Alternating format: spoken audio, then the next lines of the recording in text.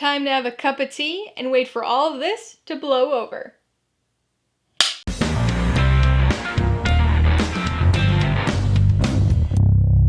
Hey everybody, welcome to Mainely Movies. Today I'm going to be talking about my top 5 UK movies. If you're new here, please consider subscribing for a variety of movie-related content like reviews, ranked lists, and trailer reactions. Well, it's the first Saturday of the month, so that means it's time for another episode of the Movie Nerds Club. And for the month of March, our theme is UK films. After you watch my top UK movie picks, make sure you check out the videos from the other members of the Movie Nerds Club. LC Screen Talk, Rachel's Reviews, Ren Geekness, Ryan Cam, and Zach Pope. Links to their videos are in the description below. Well, we didn't think Sundance movies was a broad enough topic last month, so we decided to expand our options to the cinematic output of not one, but 4 countries this month. That's right, with the United Kingdom being the theme, that means films from England, Scotland, Wales, and Northern Ireland are all fair game. We've tried to restrict things a little bit, so rather than just any film produced in the UK, we've also stipulated that it needs to be set in the UK and focus on UK characters. Obviously, that still means we're dealing with literally thousands of movies, so needless to say, narrowing down to only 5 films was a nearly impossible task. Remember, these are just my top movies, not the top movies, so be sure to post your own personal top UK films in the comments below. I've already reviewed some of these movies on this channel, so if you want to check those out for some more in-depth thoughts on each of them, I'll put links in the description below and also link them up in the cards as we go along. Alright, let's get this top list started. Coming in at number 5, Casino Royale. Okay, so I couldn't make a list about my top UK films and not include at least one James Bond movie. There were a few I was considering for the spot, but I decided to go with Daniel Craig's debut as 007. Since this is such a globe-trotting franchise, only a few parts of the film are actually set in the UK, but the Bond franchise is British through and through, so I figured you guys would forgive me for counting this one. Casino Royale, 2006, not to be confused with the awful 1967 spoof film, is the 21st film in the Eon-produced Bond franchise, and serves as a reboot of sorts, introducing us to Bond just as he earns his 007 status. Serving as the 6th holder of the Bond mantle, Daniel Craig does an impeccable job here. He's quite different from all the previous Bonds, but still feels right for the role. This incarnation of the character is a blunt instrument of MI6, and engages in espionage with a blend of calculation and brute force. The action here is among my favorite in the whole franchise, and there's something satisfying about seeing a novice version of Bond, who, while extremely skilled, is also quite flawed. On top of that, Casino Royale's got a great story and one of the best Bond girls in Vesper Lynd. Like I said before though, this was a tough choice, and quite a few other Bond movies could have just as easily made the cut.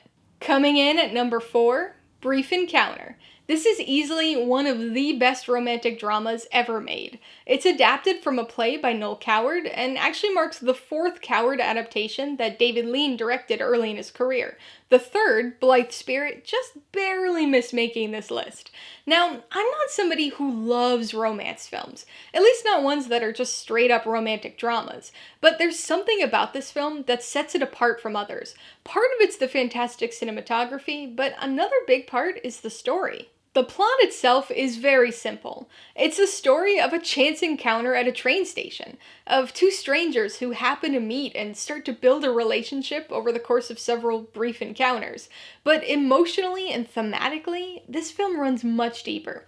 There are other things going on in the lives of these 2 characters, which interfere with their developing relationship. It becomes a story of longing and secrets and temptation. It's just as much about what is as it is about what could never be, resulting in a very poignant and moving film. Coming in at number 3, Hot Fuzz. The 2nd film of the Cornetto trilogy sees the reunion of the dynamic trio of Edgar, Wright, Simon Pegg, and Nick Frost for another referential comedy tour de force. This time, the genre they're paying lovingly spoofy homage to is action, specifically buddy cop films. And this film goes all in, tackling all the tropes, character types, and story beats you'd expect from an 80s or 90s action blockbuster, all while delivering that distinctive brand of British humor. Hot Fuzz is just straight up fun. The story itself is actually a really compelling crime mystery, and even though everything is clearly played up as a parody or spoof, much like the rest of the Cornetto trilogy, this film functions equally well as a genuinely good example of the genre it's parodying. Peg and Frost have great chemistry here, as usual, and the comedic timing is spot on as well. It's over the top and often pretty dark, but this is one funny film full of memorably ridiculous sequences and extremely quotable lines. So, is watching this film for the greater good? Yarp. Coming in at number 2, 1917. I actually didn't expect to put such a recent film so high on this list, but 1917 is fantastic. I expected it to be good, but I didn't anticipate it connecting with me as much as it did. The premise is very straightforward and simple, but sometimes that can be the most effective thing. Rather than getting caught up in the intricacies of the plot, it lets us focus on our visceral reactions, how the story makes us feel, how the plight of our main characters impacts us. It's a war film that avoids all of the traditional spectacle of war films, instead focusing on the horrors of trench warfare and the thanklessness of the missions soldiers were ordered to carry out. 1917 is more of an experience than it is a film. It's tense, visceral, and frequently frustrating, but most importantly, it feels real, and the visuals and shooting style are a huge part of that. The cinematography here is stunning, and one of the most impressive things about this film is its simulated single-take filming style. From the first frame to the last, this movie looks like one long take. In reality, it's a bunch of exceptionally long takes seamlessly edited together to look like one, but it's still amazing from a technical and storytelling perspective. It imbues the story with this extra layer of urgency and unpredictability, and ends up feeling more like an exceptionally shot documentary than a narrative film. So that means my number 1 UK movie is Shaun of the Dead. All of the other films on this list took a little bit of thought and narrowing down to make the cut, but from the moment UK movies was suggested as the theme, I knew exactly what my number 1 film would be. And that's because it's my number 1 film, period. That's right, Shaun of the Dead is my all-time favorite movie, so of course it was going to be right at the top of this list.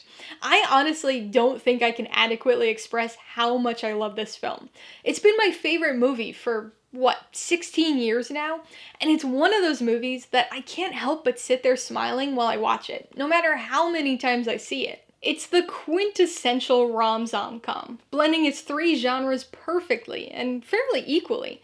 The film's hysterical. It's got a lot of that witty dark humor that the Cornetto trilogy became known for, and it's also one of my favorite scripts of all time. In addition to the comedy, it's got a surprising amount of heart, no pun intended, with both the relationship between Shaun and Liz and also the friendship between Shaun and Ed. And if rom-com wasn't enough for you, we can't forget about the zom. Even though it frequently tackles the zombie aspect with a comedic lens, paying homage to dozens of other zombie films, it's as much a solid zombie movie as it is a parody of one. It's gory and intense and a genuine horror movie at points. It's just the perfect blend and easily my favorite UK film. How's that for a slice of fried gold? Alright, so there you have it, my top 5 UK movies. What are your top UK films? Be sure to post your own ranking in the comments below, and don't forget to check out the movie picks of the other members of the Movie Nerds Club. Remember, I've already reviewed some of these movies, so you can check those videos out for some more in-depth discussion of each, as well as my ratings, pros and cons, and even tailored film recommendations. Also, if you're interested in buying any of these movies, I do have affiliate links to all of them in the description below. I get a small commission from anything you buy using one of my links, so I'd really appreciate it if you use them if you're in the market for any of these movies. Alright, so if you got some enjoyment, insight, or information out of this top list, I'd appreciate it if you'd hit that like button. And if you haven't done so already, please hit subscribe or add it to see more videos like this, as well as movie reviews. Till next time, this has been Alyssa with Mainely Movies, the way life should be.